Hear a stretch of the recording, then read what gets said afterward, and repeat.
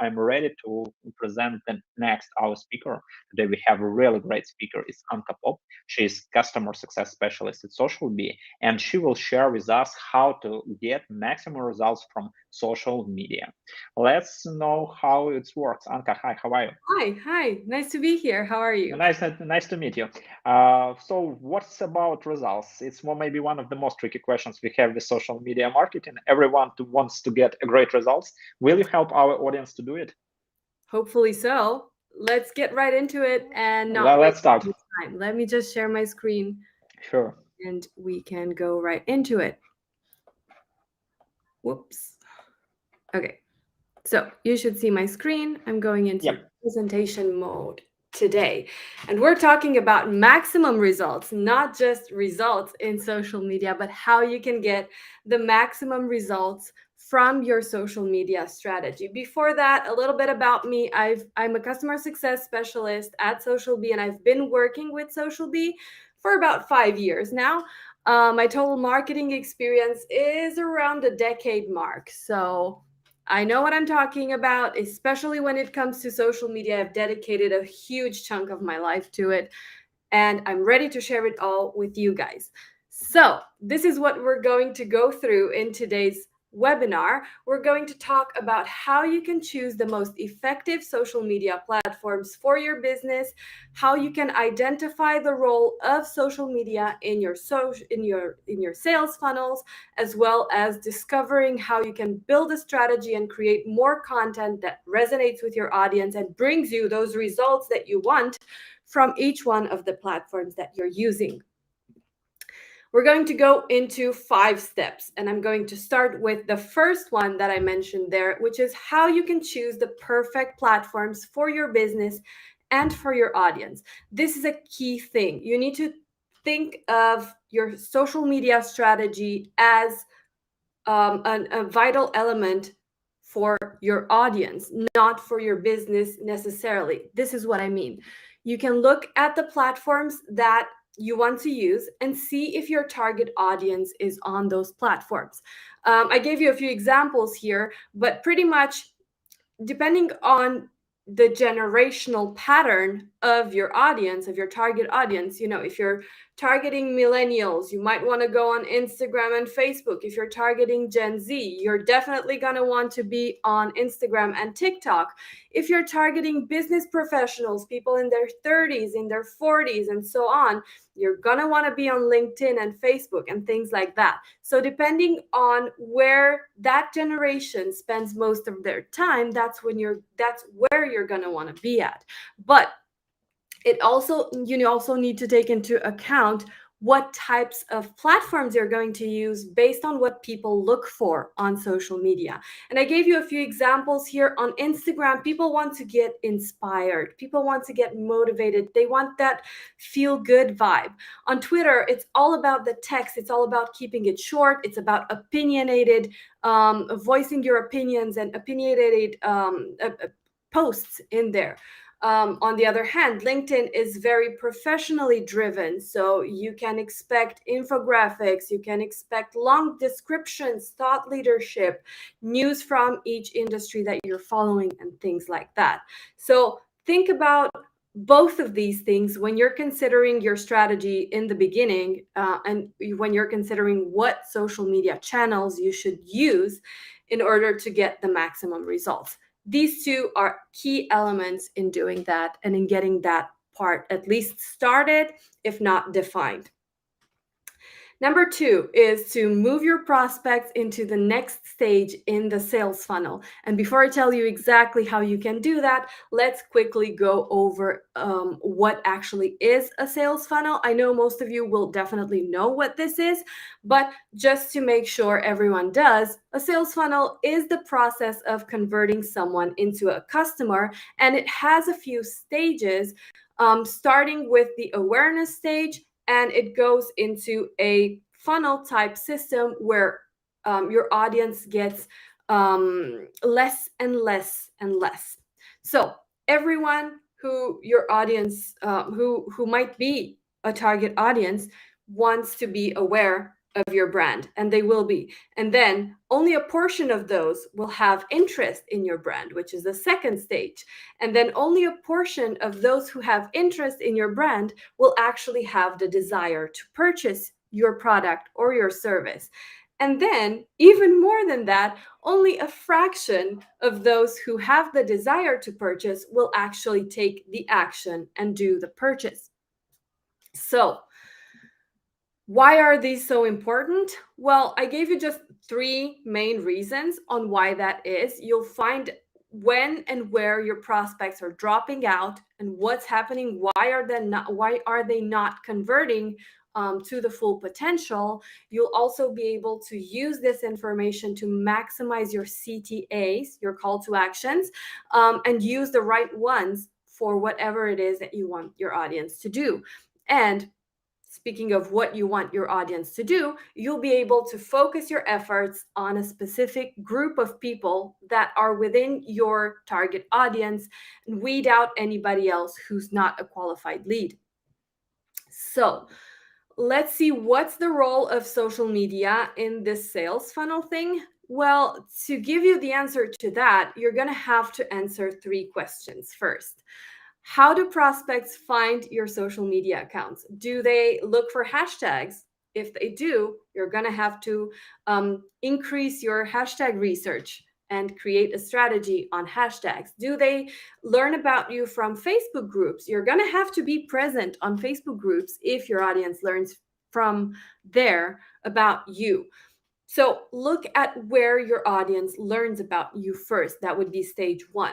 Second question is, how do you want them to think or feel about your business? The one example I gave here is I want them to trust the expertise I share with them. So that's positioning you as an authority, as an expert in the industry that you're in.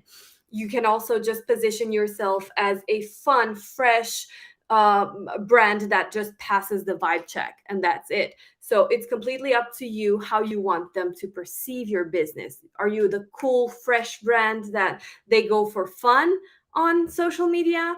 Or are you the expert that they go to for information, for education?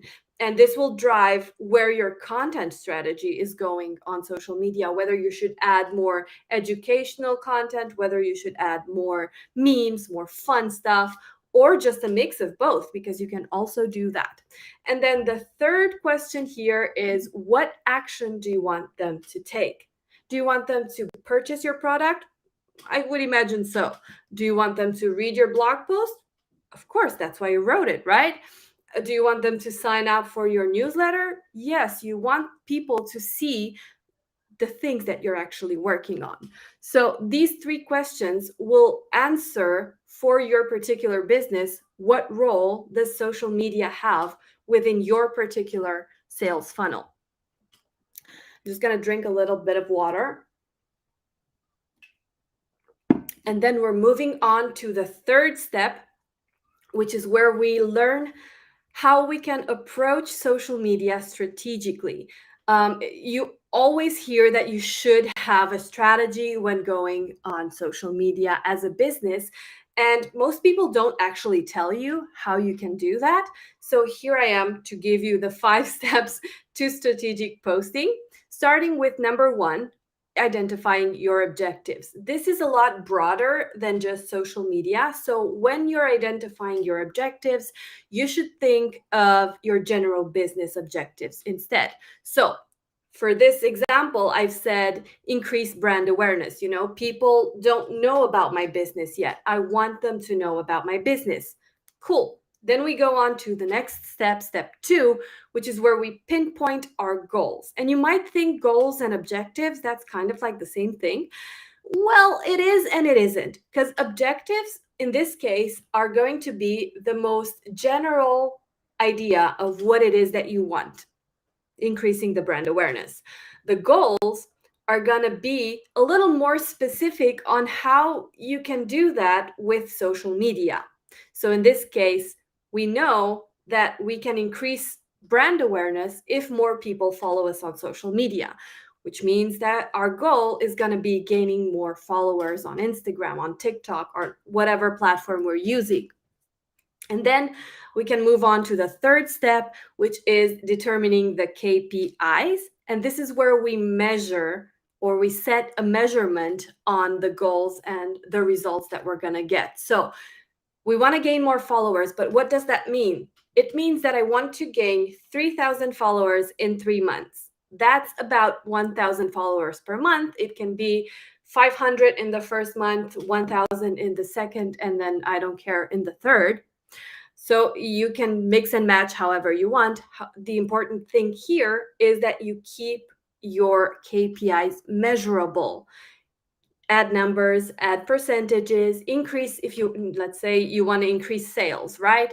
In that case, your goal would be to increase conversions coming from your Facebook ads, for instance. And in the KPIs, you could have something like decrease the cost per result or increase the number of conversions by 10, by 100, by however much applies to you. Once you have this 3-step structure, then you can move on into the content phase. And that's where steps 4 and 5 come into play. So step 4 is lay out your content ideas, and I'll show you what that means in a second. And step 5 is actually finally planning your content. But as you can see, there's quite a journey before you can reach there. So let's see, how exactly can you lay out content ideas? I've just added a few ideas here, but pretty much what I mean by ideas is by setting your content pillars. You can call them pillars, you can call them categories, you can call them types of content, whatever you want. The idea stands the same behind it. You need to have multiple types of content that you mix and match to create the perfect content mix for your particular audience. And I've given you a few ideas of how you can do that, but let's look at how we can do that if we want to position the brand as expert in the industry, right? So first of all, we're always going to have some promotional content because we actually want to promote the business further, but we're going to include into the mix some motivational content. People need motivating. We're going to add probably some industry news into that mix. We're also going to add educational content into that mix. We're going to also add maybe some interactive content. I don't know, a Q&A about topics of interest in that industry, a fill in the blank on things that people might not know in the industry, but still things that could educate your audience. On the other hand, if you want to be this fresh, cool brand, you're going to go more into the entertaining content, into the interactive content, together with some fun memes, challenges, things like that to create your content pillars. Once you have the content pillars, that's when we go into the planning of the content. And here I have another 3 things for you. First of all, choose when is the best time to publish your content. And here you're going to look at when your audience is online, thinking about who your audience is, because if your audience is someone who works a 9-to-5 job, they're most likely going to be online whenever they're not at work, right? Whenever they're commuting, when they're eating dinner, things like that. Sorry. The second thing is that you're also going to have to look at when's the best time to publish according to each platform's best practices. These tend to be different from time to time, so make sure you keep yourself up to date with the current trends in the industry and see what platforms you're using and what's the best time to publish for that particular platform. However, in the end, you're going to look at the 2 steps that I mentioned. You're going to mix and match, and you're going to keep testing and adjusting until it works for you. And when it no longer works, because as your audience grow, their habits will change, you're going to have to test some more and adjust some more. And then Also, one thing that I've noticed with a lot of brands is that people struggle to keep a consistent posting calendar, a frequency, if you will.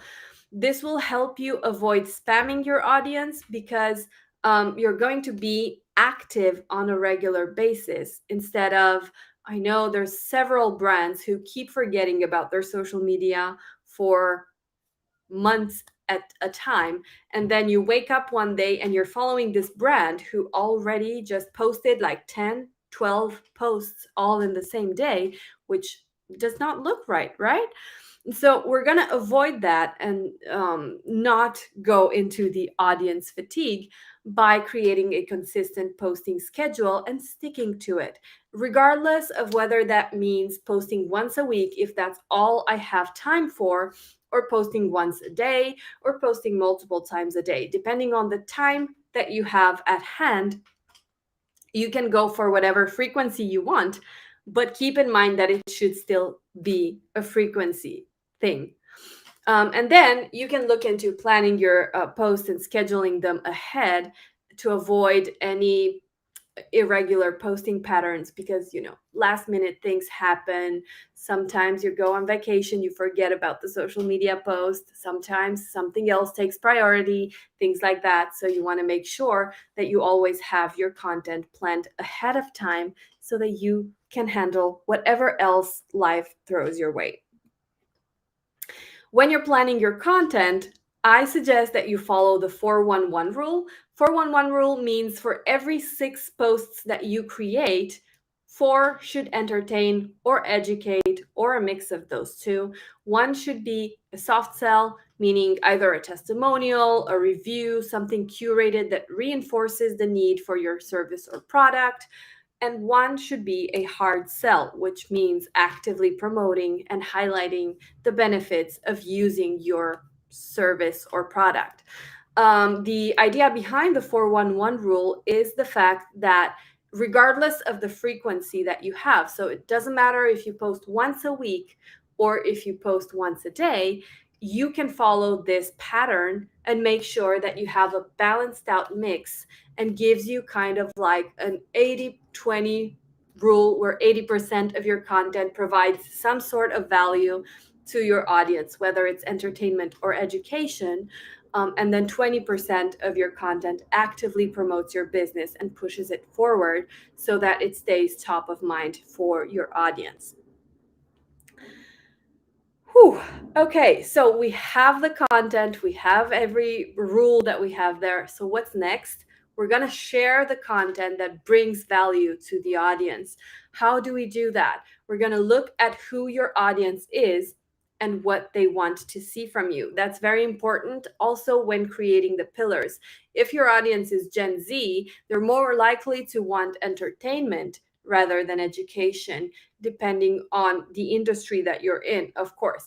But if your audience is a professional, in the B2B industry, they're definitely going to want industry news, industry thought leadership, expertise, and all of that. So think about how you would characterize your target audience and what their interests are, and use that as leverage when you're creating your content. And I also thought I would give you a few ideas on how you can come up with content. Um, just the top 5 here is newsletters, looking at Google. Google helps a lot. They also have this similar searches feature that you can look at and pick up some new ideas from there. Look at suggestions, look at questions on Quora, for instance, look at your competitors, see what they're doing and how it's performing, because if it's performing poorly, then you might not want to pick it up. And one final thing is that you can also always ask your audience. You can always ask your audience what they want to hear from you. They will tell you if they want to be entertained, if they want to be educated on certain topics, and what topics are those. So don't be afraid to ask your audience what they want to see from you.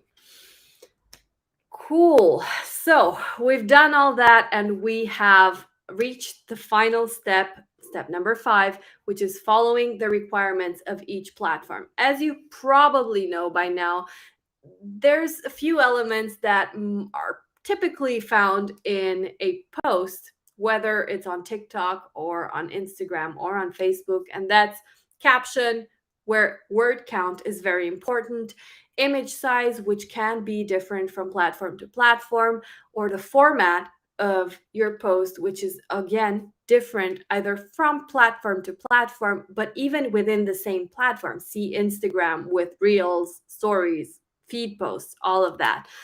The type of post also matters, whether it's a video post, whether it's carousel images, whether it's single image, or a link preview for platforms that allow link previews. And then also look at the hashtag use for each individual platform. And to give you an example here, well, actually, I have two, but this one's more straightforward. Looking at Facebook and Twitter, these two platforms cannot be any further from each other.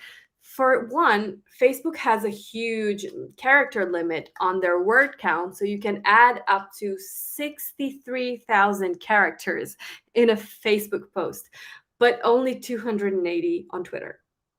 You can also look at what's the ideal character count for both Facebook and Twitter, and you'll see that the ideal Facebook character limit is around 50 characters, which is what you see above the fold. So before it adds the see more label, whereas Twitter doesn't have that because it doesn't have that many characters.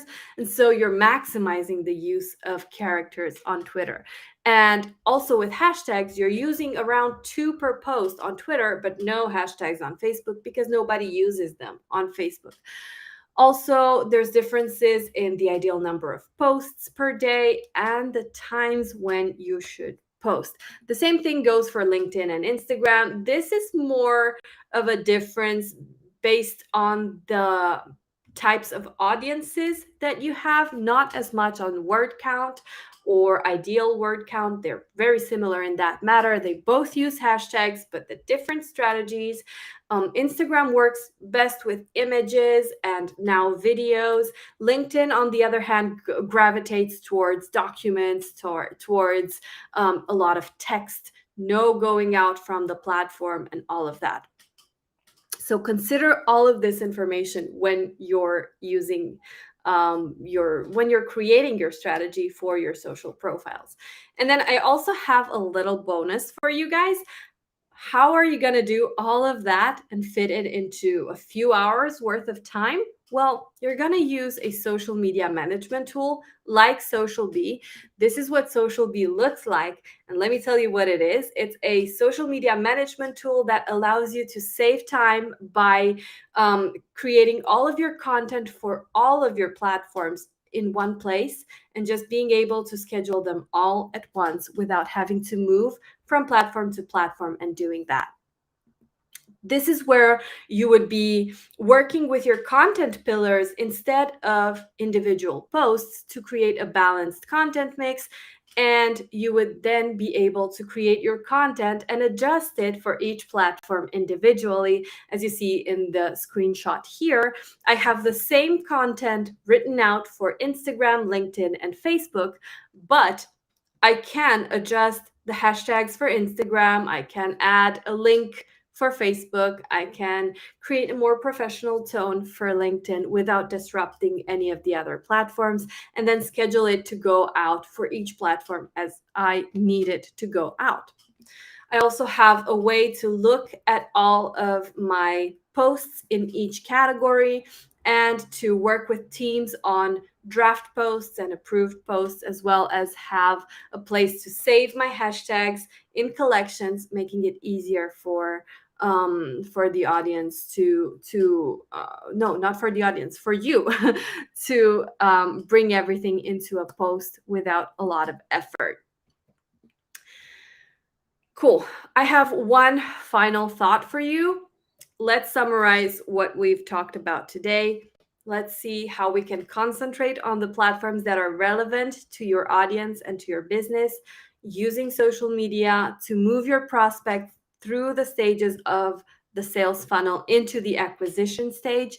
Have a more strategic approach on social media and share content that's valuable on your audience. Don't forget to always look at analytics when you're doing this. See how your content performs, see how your audience reacts, and then adjust that and put it to good use in the following batches of content that you're creating.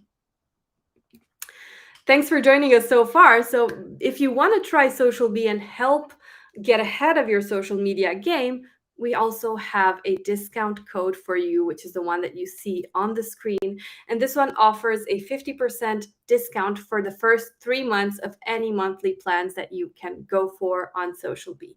And if you have any questions, I'm happy to answer them now. But also, if you have them later on, this is our contact and you can always get in touch. Anka, thank you for a great speech. I really love it. We have some buzz in chat about our activity with checklist. Guys, you can get checklist if you mention that you are watching our conference in any your social network. It can be not just Instagram, it can be Facebook, LinkedIn, so on. So don't hesitate and do it. Mention us if we can get links in chat. And I have some questions to you, Anka. The first one is from Katerina Zaitseva. Is there a way to find out when the users are online in LinkedIn? When we are ready to post something in LinkedIn, we need to know it. What do you think about it? Well, if you're using LinkedIn specifically, it depends on whether you're using a personal profile or a company page, because company pages typically give more information. But if you're using a tool like Social Bee, you're going to have a lot more valuable insights there, because Social Bee analyzes your posts and how they perform and then gives you the best time to post based on how your audience reacts on your posts. And that's how you know when your audience is online, and you can work with that. We have comments like, "Whoa, amazing!" So I think that there are people that loved your speech a lot too. And we have question from Lika Kalamits. What does the tone of voice depends on? So the tone of voice depends on a variety of things, actually. It depends on the platform. It depends on what you want to achieve. It depends on who your audience is. If I'm going back to the generational thing, someone who's younger will appreciate more of an informal tone of voice than someone who's a little bit older. If we're going for B2C versus B2B, we're looking at professionals talking to each other. A semi-formal, even a formal tone might be better than something informal. However, if you're talking to a customer, to a direct customer, that's the final purchaser, the final user of your product or service, you might be better off going a little more informal. It also depends on the platforms that you're using. TikTok is very informal. LinkedIn is not so much. So it depends on a lot of things. We have one more feedback from Bilal Bashir. He told that thanks and great going. It's fabulous learning. Thank you, Bilal, for feedback. We have some from questions from our students that were present before conference. The first one is the most philosophical, and we also have it on regular basis. How do I approach 1 million followers working by rules? So what do you think about 1 million followers and to get it fast, furious, and working by rules? I Do don't you think have I some idea? understand. Sorry, can you repeat the question? There was an interruption. Yeah, sure. Just a second. How do I approach 1 million followers working by rules? Ooh, okay. Well, definitely set the 5 steps that I've mentioned. First, Hmm. set your objectives and then your goals, and keep them measurable. Make sure you go about it in a very realistic way. You're not going to go viral overnight. Very few people do. So don't think I'm going to get 1 million followers by just doing this one video. It doesn't happen like Hmm. that for the most part. Think strategically and work in a realistic time frame to work up to those million followers. It's maybe a great advice. We have a next question. It's about, I don't know, cheating, not cheating. How effective is using a bot to increase engagement? What do you think about this? Ooh, I would not recommend bots to increase engagement. It might be effective in the short term, but it's more harmful in the long term because it's not authentic and your audience can tell. And if you're collaborating with other brands, if you know you're a content creator, let's say, and you're collaborating with other brands, it's gonna show when those brands are sending you the collaboration. They're sending you the code for a discount, and you don't sell anything, and nothing comes from the collaboration on your end to them. So it might have some vanity metrics um, benefits in the short term, but not in the long term. Great. The next one question, you have a great social media management tool. What tools do you use and recommend for data analysis in social Um, media? we also have data analysis in Social B. So it's fully integrated within Social B. You can look at your analytics for every profile there for your posts. It tells you a lot of your demographics, of your posts, your reach, your engagements, and all of that. I think the best way to do this is to look at a tool that integrates all of your socials in there. But also keep in mind that all of these come from the platforms themselves. So you can always just reach out to the platforms to what insights you have on each platforms. I know Facebook and Instagram give you a lot of information. Some other tools might not, but for sure use what you have. I have just a couple of questions and maybe the people will let you go. How can I market on Reddit to get sales and also not get my Reddit account suspended? Do you have something in social B with Reddit? Or it's not your We're specialty? we're not very specialized in Reddit, and unfortunately, I myself am not even as much. I don't use Reddit, so I'm not able to answer that question. Okay, great. Must I pay for ads on social media or organic engagement is enough? It's maybe the question that social B can answer. That's a very, very good question. I think you should have a mix of both, depending on what your objectives are. Organic approach is best for brand awareness, whereas if you actually want to get sales, it's gonna be a pay to play because that's how life is right now. So you're gonna have to invest in some sales, if in some ads, if you want to generate sales from social media. On the other hand, if you just want brand awareness and you just want to use it as a tool to stay in touch with your audience, then you can definitely get away with just using it with organic. Okay, fuck up night. What are the main top three fuck ups in social media? The top three what? Fuck Sorry. ups. Fuck ups. Okay. Um, not sure actually. I'm not sure. I'll have to look into that. Okay, thank you. I don't see more questions. I think that maybe they will come in chat again. Anka, it was really great speech. Your Canva was really strategic and it can really fast be used for social media approach and digital marketing approach. I really loved it. And as we see in chat, our students and our listeners also loved it. I want to thank you. Thank you.